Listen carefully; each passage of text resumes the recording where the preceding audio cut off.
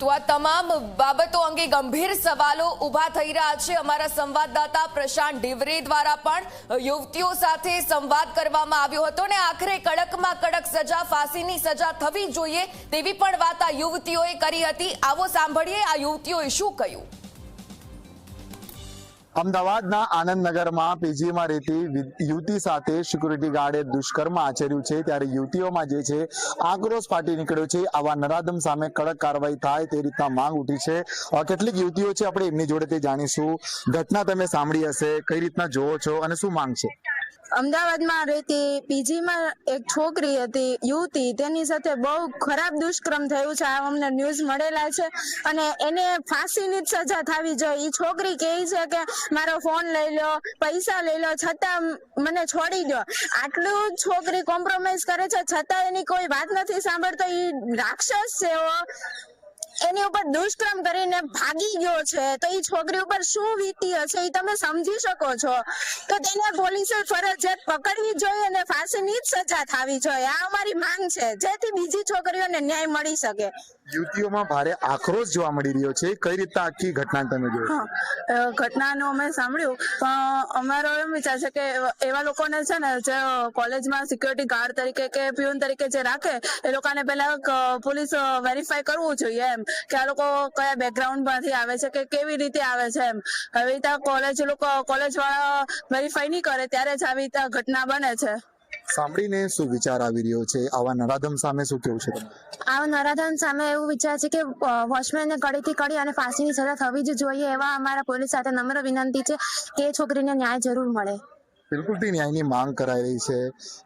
સાંભળીને એકદમ અચંબિત થઈ જાય વ્યક્તિ, શું કહેશો?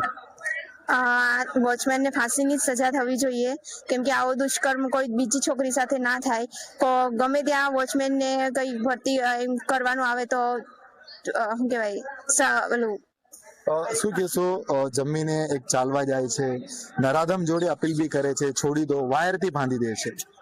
પીજીમાં રહેતી યુવતીને ખરેખર આવી વસ્તુ ના થવી જોઈએ, કારણ કે સિક્યુરિટી ગાર્ડ હોવા છતાં જ્યારે આ વસ્તુ થાય છે ત્યારે સિક્યુરિટીને આપણે બદલવાની જરૂર છે અને આવા દુષ્કર્મ થતા અટકાવવા માટે પબ્લિકે પણ જાગવું પડશે, આજના યુવાનોએ પણ જાગવું પડશે અને એવા લોકોને ફાંસીની સજા થવી જોઈએ જેના કારણે આગળ કોઈ વ્યક્તિ એવું કરવા માટે 100 વખત વિચાર કરી શકે।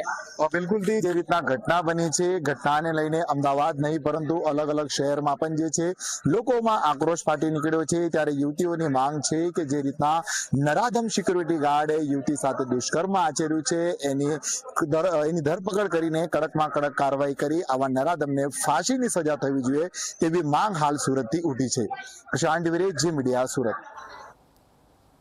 તો આ યુવતીઓ દ્વારા જે રીતે તમામ નિવેદન અને આ ઘટનાને વખોડી કાઢવામાં આવી, યુવક અને આ જે સિક્યુરિટી ગાર્ડ છે તેને ચોક્કસથી ફાંસીની સજા થવી જોઈએ તેવી આ યુવતીઓ માંગ કરી રહી છે।